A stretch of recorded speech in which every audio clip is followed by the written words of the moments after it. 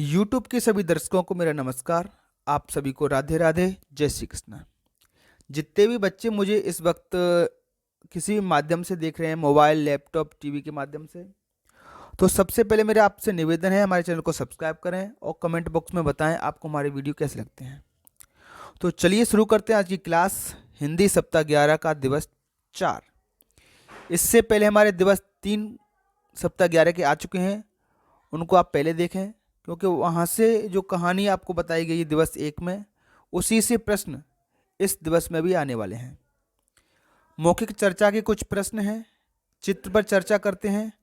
आपने जंगली जानवरों को कहाँ देखा, उनको देखकर कैसा लगा? तो बेटा आप बता सकते हो आपने जंगली जानवर कहाँ देखे हैं। हो सकता है आपने चिड़ियाघर में देखे हों, ठीक है। बड़े बड़े शहरों में चिड़ियाघर होते हैं जहाँ पर भालू, शेर, चीते आपको देख सकते हैं।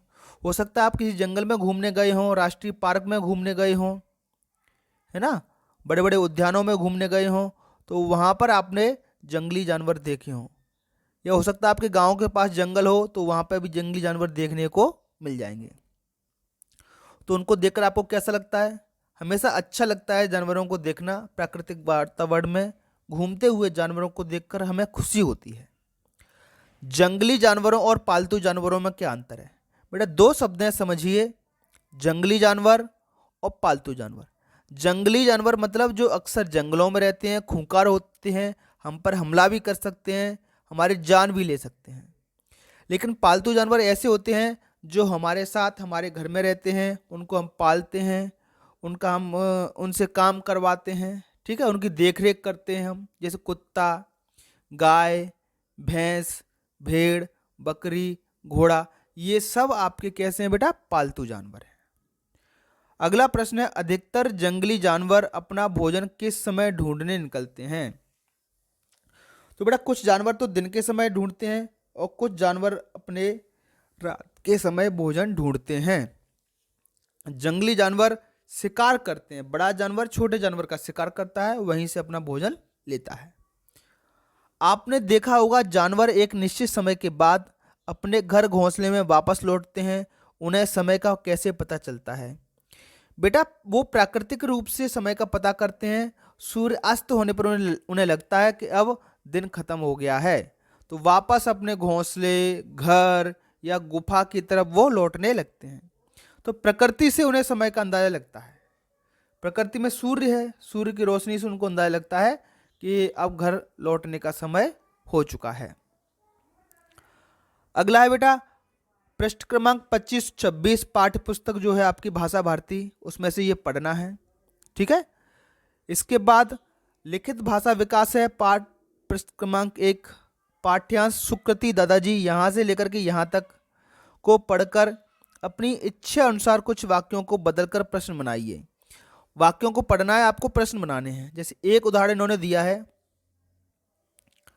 उनका जीवन नष्ट हो जाता है, ये एक वाक्य का जवाब है। तो प्रश्न रहा होगा बेटा किनका जीवन नष्ट हो जाता है, और लास्ट में क्वेश्चन मार्क, इस तरीके से, ठीक है। इसी तरीके से एक वाक्य लिखते हैं बेटा, सूर्य समय पर उदय होता है, सूर्य समय पर उदय होता है। तो इसका प्रश्न क्या रहा होगा? क्या क्या समय पर उदय होता है, और लास्ट में ऐसा निशान। तो क्या, क्यों, कब, कहां, किसका, इस प्रकार के शब्द जोड़ करके आप प्रश्न बना सकते हो, ठीक है बेटा। इनको अच्छे से नोट कर लें आप। कब, कहां, क्यों, किसका, किसकी, उसका, उनके, ऐसे शब्दों से हम प्रश्न बनाते हैं। तो इस पहले वाक्य में हमने क्या समय पर उदय होता है, क्या जोड़ करके प्रश्न बना दिया। इसी प्रकार महात्मा गांधी प्रतिदिन प्रार्थना सभा में जाते थे, ये हमने वाक्य लिखा है, अपने मन से या पाठ्यांश में से देख करके लिख सकते हो। तो इसका प्रश्न बनेगा कौन प्रतिदिन प्रार्थना सभा में जाते थे, या पूर्वनाम लगाइए यहां पर ऐसे, ठीक है। तो जब ये प्रश्न रहा होगा कौन प्रतिदिन जाते थे, तो आप क्या बोलोगे? महात्मा गांधी। तो इस महात्मा गांधी की जगह हमने प्रश्न बनाना है, तो कौन लिख दिया बस। समय अमूल्य है, ये हमने वाक्य बोला है, तो इसमें हम लिख देंगे क्या अमूल्य है। समय की जगह क्या लिख दिया हमने, क्या। तो वाक्य प्रश्न बन जाएगा क्या अमूल्य है, तो आप उत्तर बोलोगे समय अमूल्य है। समय मतलब टाइम। पाठ्यांश में से ऐसे 4 वाक्य छांटकर लिखिए जिसमें समय शब्द आया है। तो दिवस 1 पर हम जाएंगे, पाठ्यांश पढ़ेंगे और वहां से ऐसे वाक्य देखेंगे जिनमें समय शब्द लिखा हुआ है। ठीक है प्यारे बच्चों, तो एक वाक्य ये रहा आपका, समय अमूल्य है, ये पाठ्यांश में लिखा हुआ है। दूसरा वाक्य, सूर्य समय पर उदय एवं अस्त होता है। तीसरा वाक्य, गांधी जी प्रतिदिन समय पर प्रार्थना सभा में जाते थे। ये समय इसमें आ रहा है शब्द। मुर्गा समय पर बांग देता है। तो 4 वाक्य मैंने आपके लिए लिख दिए हैं आपके पाठ्यांश में से। एक कोई 5वां वाक्य आप पाठ्यांश में से देख करके कमेंट बॉक्स में आप लिखोगे तो मैं जान जाऊंगा कि आपको समझ में आ गया है। ठीक है, समय पर एक वाक्य या तो पाठ्यांश से देख कर लिखिए या फिर आप अपनी समझ से कमेंट बॉक्स में मुझे बताइए। अब पछताए होत का जब चिड़िया चुग गई खेत, कहावत का अर्थ लिखिए। एक कहावत है, अब पछताए होत क्या जब चिड़िया चुग गई खेत। इसका क्या मतलब है? तो इसका अर्थ होता है प्यारे बच्चों, समय निकल जाने के बाद पछताने से कुछ नहीं होता है। तो मतलब जिस कार्य का जो समय निर्धारित है उस कार्य को उसी समय पर कीजिए। अगर समय निकल जाएगा तो बाद में पछताने से कुछ नहीं हो सकता है। ठीक है, अगला प्रश्न है बेटा, पाठ्यांश के अनुसार बच्चों के कक्षा में पिछड़ने का क्या कारण है? तो कुछ बच्चे बेटा कक्षा में पिछड़ जाते हैं, कुछ होशियार होते हैं, उनका कारण क्या है?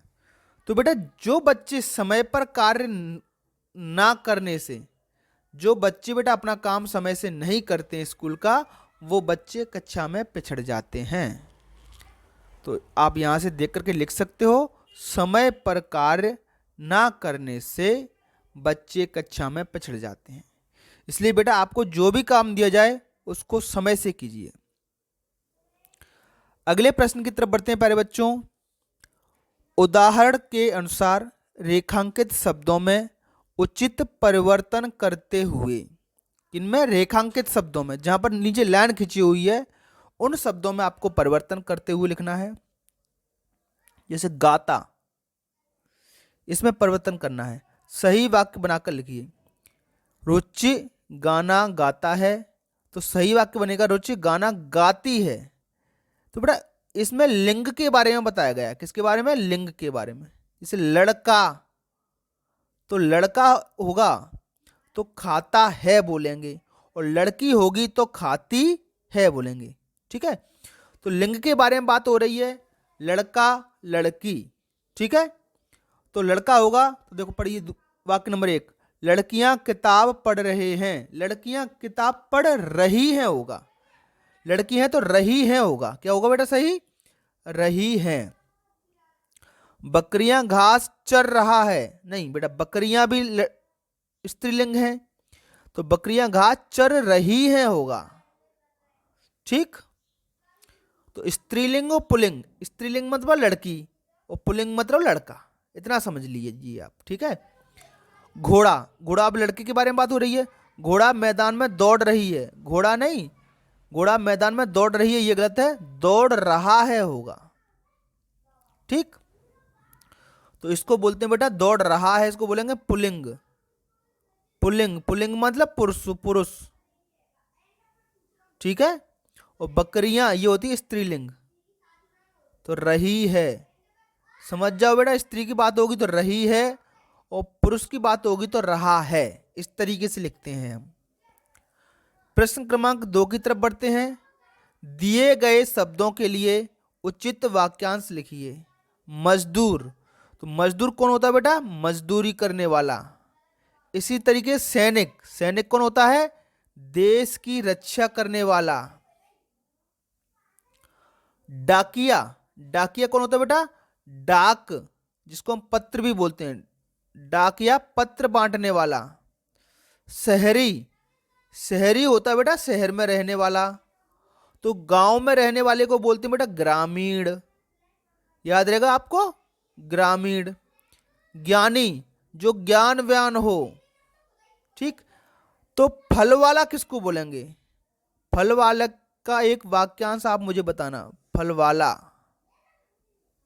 इसका क्या वाक्यांश बनेगा मुझे कमेंट बॉक्स में बताना। धारा प्रवाह पढ़ने बेटा आपको स्पीड में तेज पढ़ना है और समझते हुए पढ़ना है। संदीप को बचपन से ही तैराकी का शौक था। वह एक समुद्री यात्री बनना चाहता था क्योंकि उसे समुद्री यात्रा करना और तरह तरह के लोगों से मिलना अच्छा लगता था, किंतु उसके पापा उसके इस विचार से सहमत नहीं थे। पापा उससे कहते थे कि तुम्हें समुद्री यात्री बनने का सपना छोड़कर एक डॉक्टर या इंजीनियर बनना चाहिए। तो आपके लिए बेटा मौखिक प्रश्न है, आप बड़े होकर क्या बनना चाहोगे? तो आपकी मर्जी है बेटा, कोई डॉक्टर बनना चाहेगा, कोई इंजीनियर बनना चाहेगा, कोई पायलट बनने चाहेगा, कोई खिलाड़ी बनना चाहेगा, कोई नेता बनना चाहेगा, कोई पुलिस बनना चाहेगा। ठीक है। संदीप के पिताजी क्या चाहते थे कि संदीप बड़ा होकर बने? तो संदीप के पिताजी चाहते थे डॉक्टर या इंजीनियर बने। ठीक है। संदीप का क्या स्वप्न था? तो संदीप एक समुद्री यात्री बनना चाहता था, यह संदीप का स्वप्न था। ठीक बेटा, संदीप का स्वप्न था समुद्री यात्री बनने का। उसके बाद एक स्वतंत्र अभ्यास है बेटा, आपके गांव शहर के आसपास बसे गांव शहरों के नाम की सूची बनाइए। ठीक है, तो आपके गांव या शहर के आसपास कौन कौन से गांव हैं, तो इन गांवों के नाम आपको लिखने हैं। ठीक है, और शहर कौन कौन से आपके गांव के पास है इसे लिखनी है। मान लो आपका ये गांव है, ये लोहारी, तो यहाँ से आप इस तरफ जाओगे, एक तरफ जाओगे तो कौन सा शहर पड़ेगा, कौन सा गांव पड़ेगा, इस तरफ जाओगे तो कौन सा शहर या गांव पड़ेगा। तो चारों तरफ के रोड जो गए हैं आपके गांव से, उस तरफ आप देखिए गांव पड़ते हैं तो गांव के नाम लिखिए। जैसे एक गांव है लोहारी खुर्द धार जिले में, तो उसके आसपास में इतने सारे गांव पड़ते हैं, तो गांव के नाम लिख सकते हो। और इसी गांव के आसपास में बेटा इतने शहर पड़ते हैं, तो शहरों के नाम लिख दीजिए। ठीक है, तो गांव और शहर के नाम आप यहाँ से देख करके लिख सकते हो। तिरला, धार, नालछा, दसई, इंदौर, बदनावर, ये आपके इस गांव के आसपास पड़ते हैं। जैसे मान लो आपका गांव है लोहारी खुर्द, हमारा गांव। ठीक है, इसके आसपास कौन से गांव पड़ते हैं? तो धामंदा, आहू, ओसरा, ओटावदा, ये गांव पड़ते हैं। इसके बाद एक स्वतंत्र पठन है बेटा आपके लिए, ये चित्र देखिए। सड़क सुरक्षा के लिए प्रतिज्ञा लें, यातायात के नियमों का पालन करें। तो इसकी जानकारी को अच्छे से पढ़ेंगे आप। ठीक है, और सारे जवाब इनके इसी से मिल जाएंगे। यह सूचना पटल किससे संबंधित है? तो ये किससे संबंधित है बेटा? ये सड़क सुरक्षा से संबंधित है। ठीक, सड़क सुरक्षा सप्ताह के लिए निर्देश किसने जारी किए हैं? बेटा ये निर्देश जारी किए हैं बेटा, ये लिखाइए, बिहार सड़क सुरक्षा परिषद विभाग, परिवहन विभाग के द्वारा ये निर्देश जारी किए गए हैं। ठीक है प्यारे बच्चों, तो चलिए प्यारे बच्चों, अगला प्रश्न आपका, शिक्षक द्वारा बोले गए शब्दों को लिखिए। श्रुतलेख है ये, आप जानते हो आपके शिक्षक कुछ वाक्य या शब्द बोलेंगे, उनको यहाँ पर लिखना है आपको। ठीक है बेटा, तो आज की वीडियो में इतना ही। आपको हमारा वीडियो कैसा लगा हमें कमेंट बॉक्स में ज़रूर बताएं। इसके साथ साथ बेटा चैनल को सब्सक्राइब जरूर करें। ठीक है, और आप हमें बता सकते हो कि आप हमारा वीडियो मध्य प्रदेश के किस जिले या शहर से देख रहे हो। आज की वीडियो में आपका आने के लिए आपका बहुत बहुत धन्यवाद। आपका दिन शुभ हो। Have a nice day.